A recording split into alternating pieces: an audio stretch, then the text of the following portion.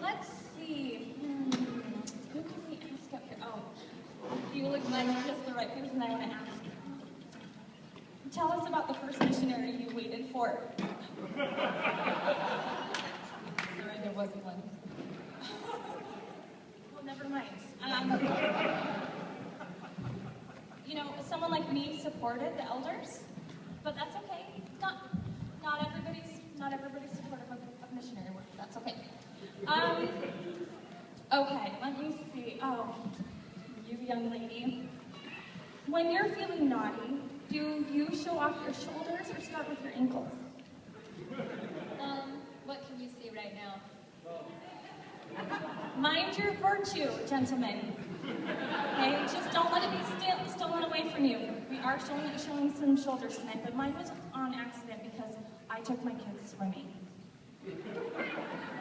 Okay, so I guess we're ready to go. And this one is by the blog by Common Consent, which is a faithful Mormon blog. And we have Brad Kramer and Jacob Baker performing the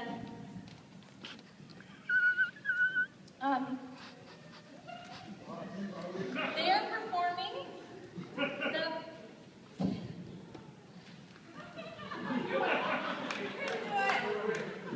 I think somebody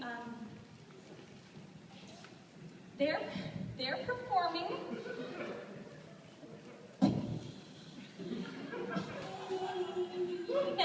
Monologues. Brad Kramer and Jacob Baker. Woohoo!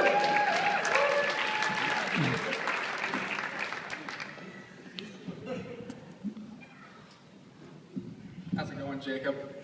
Pretty good, Brad. Before we start, I just want to sort of set the scene.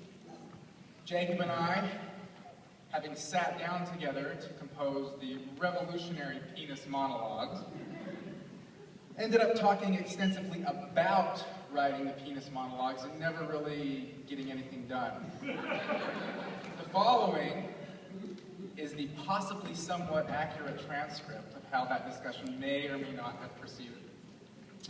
Okay, so how should we start this? Well, we need some kind of hook, something provocative, you know, something obvious and out there. The problem is always beginning. Once we have the beginning, I think the rest will come easily. How about the penis monologues? Oh, dude, that is clever. I bet no one's ever thought of that. By Steve Ensler, am I right? Steve Mentzler. Oh, we're so clever. A penifesto. Okay, so when was the first time you saw it? Probably not in a mirror on the floor. Probably not in a movie either, am I right? Yeah, no way was it accidental. I mean, right? Exactly. Okay. So, how long should this be, do you think? I don't know. How long are these things usually? I think they're like long, but not too long. Otherwise, it's weird. Okay. So, what's the length then? You know, average, I guess, 10 to 15. Whoa! That's way too long. People are going to start getting uncomfortable. True. So, let's go below average. Then everyone will stay comfortable, but only one of us can be in this. What do you mean? I thought this was going to be conversational, like, you know, gym shower conversational. It's a monologue. Gym shower? Are you serious? Why did you choose that imagery?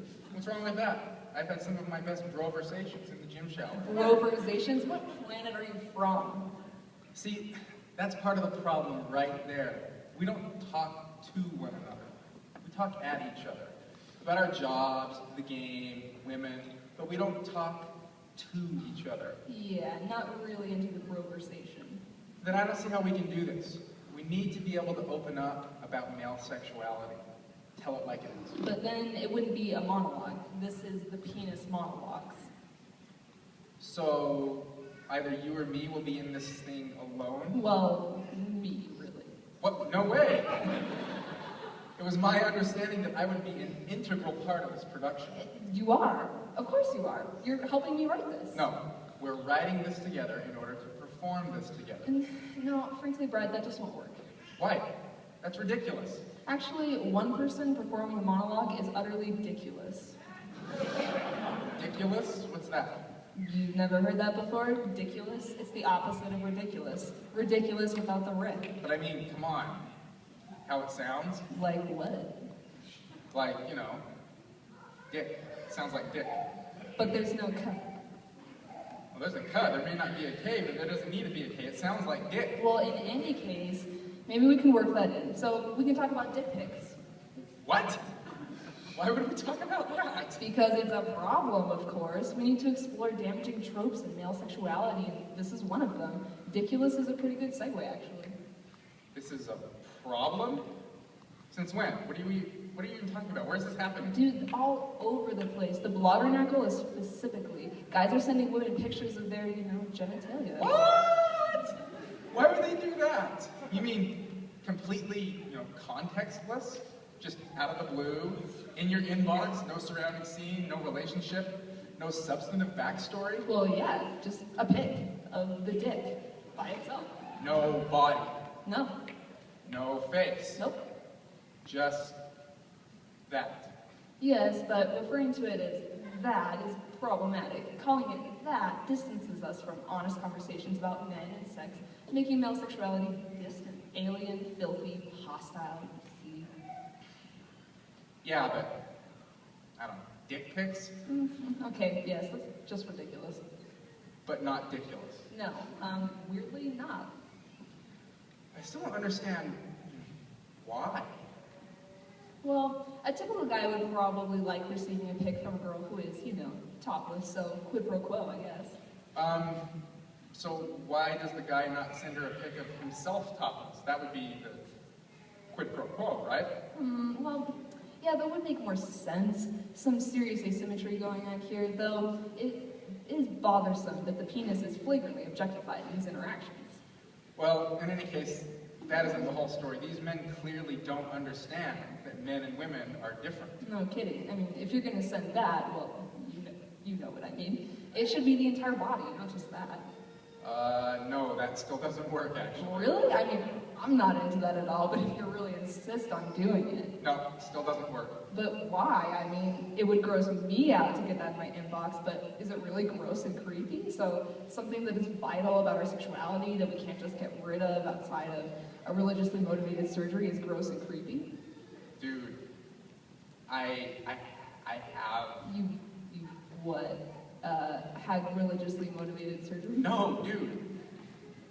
I've actually been sent dick pics. No.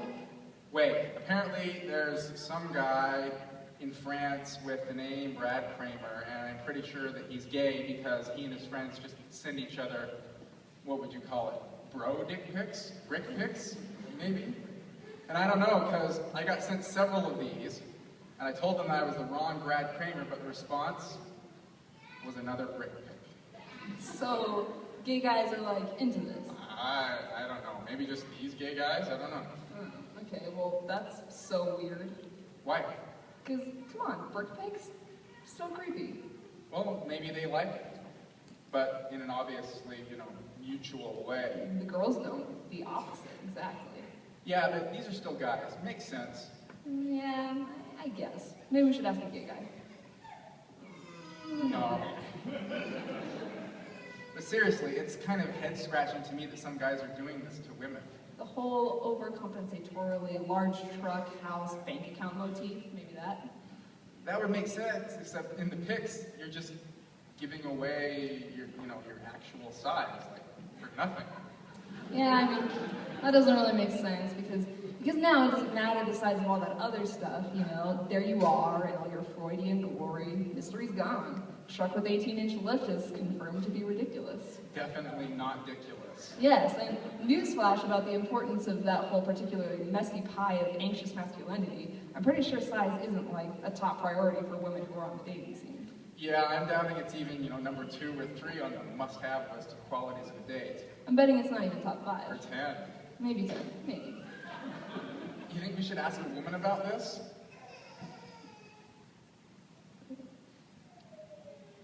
Nah. Okay, well, let's explore the voice we should perform this in. we should think about what bloggernacle voice, what prominent voice from the bloggernacle we want to try to, channel for this little monologue. How about the cast of the Millennial Star? We can talk about how the penis is increasingly marginalized by the matriarchy. Or we can do it in the voice of Frank Pollock's Armchair. Actually, it should be in the voice of a woman. We could have the voiceless man sitting on a stage, and the monologue is entirely internal, like a voiceover, but it's the voice of a woman, because his subjectivity is so subsumed into the matriarchal discourse that he can't even think except in the voice of a woman who constantly makes him feel emasculated. Maybe we can get Lisa to do the voiceover. Yeah, but she'd never agree. There are certain lines that not even she will cross. You don't think? She seems pretty laid back about stuff like this. She has brothers, Yeah, maybe she would agree, but on second thought, she really shouldn't agree, like on a moral basis. Yeah, I agree. In fact, I think I'd lose respect for her if she did agree. You better not find out.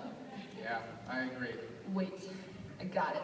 Have you seen Cars, where Lightning McQueen meets Sally the Force for the first time, and he flashes his lights in her eyes, and she backs away in pain, and he revs his engine really loudly, and she cringes a little at the loud noise, and he smiles and skeevily says, "Oh, I'm sorry, did I scare you?" As if her reacting in disgust was somehow a sign of being completely seduced. Yeah, I see where you're going with this. This was a Pixar dick pic, right into the inbox of America. A Pix pic. A Dixar. I always knew that the decline of Pixar began back in 2005. It's true. Anyway, this is like those Neanderthals sending dick pics who think that women recoiling in horror and shock are really just experiencing some kind of secret thrill, curiosity, and the taboo. They think the poor women they subject to their dicks say they are disgusted or find it creepy, but in reality, they like being chosen to skirt the line of the publicly unacceptable. Yeah, or maybe they're just assholes. Yeah, Occam's razor, right? Exactly. Yeah. Okay then, where are we with this? Talking about the lines we're willing to cross or not cross with this little monologue. Right. I mean, how are we even supposed to know what the boundaries are? This shouldn't be this hard. I mean, difficult. Right. Difficult. But seriously, do you think it's possible that we're actually too tone deaf to the kinds of boundaries and lines potentially implicated by trying to skewer a seminal work of feminist art like the Vagina Monologues, that maybe you and I are insufficiently attuned to these lines to even be trying to do this in the first place? Dude, did you really just describe the Vagina Monologues as seminal? This is what I mean! Okay, so let me get this straight. Are you suggesting that even Mormon men who self-identify as feminists have strong sympathy with and commitments to the cause of feminism might still occasionally be unaware or oblivious to certain boundaries or standards of propriety, or to the often extremely uneven burdens borne by men and women when boundaries are not respected or are transgressed? So, like, maybe as men, we need to be more careful, need to err on the side of not crossing lines, need to more strictly observe boundaries of appropriate interaction as we participate in the feminist community. Even stricter than our unexamined instincts as Mormon men would dictate, that maybe the oblivious ease with which we transgress boundaries is actually a part of the unexamined privilege we're trying to overturn. Even when we're trying to write a super clever and original and hilarious roadshow skit about penises. I honestly, I can't believe that neither of us thought about making a Peter Priesthood joke yet.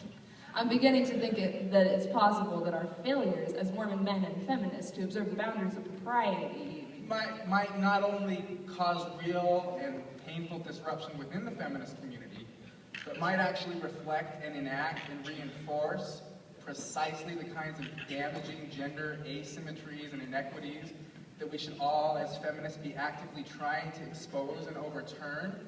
Maybe that's why we're uncomfortable talking about our penises in this way. Oh, I'm not uncomfortable talking about those. Well, neither am I. I just don't particularly want to do it with you. Or, other dudes generally. Yeah, but I can still totally talk about it then. And when you think about it, we have for like the last several minutes. Very true, but those are other people's penises, or the generic stock penis. We haven't really talked about our, Yeah, but is that really necessary? Well, I think in the vagina monologues they get pretty personal with like specific vaginas, not just the vagina. Really? How? What do you mean personal? I don't really know. I've only really been on BYU campus of late. There, it's more like the knee-length shorts monologue.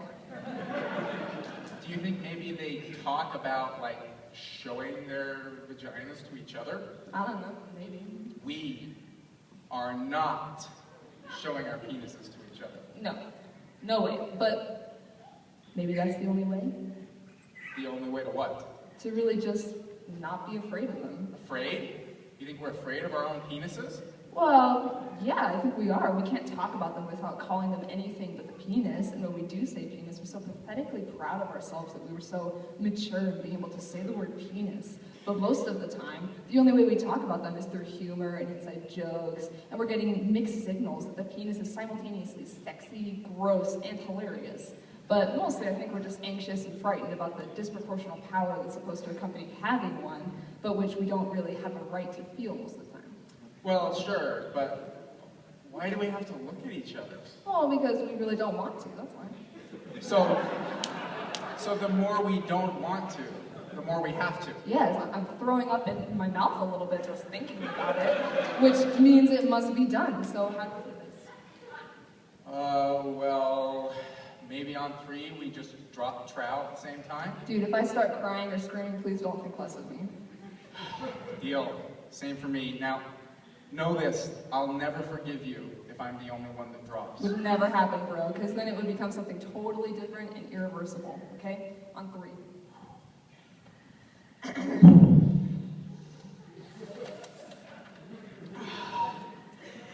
Whatever happens, I love you, dude. I know. Okay. 1, 2, 3. And at that point, we decided that the penis monologues were just stupid and unnecessary.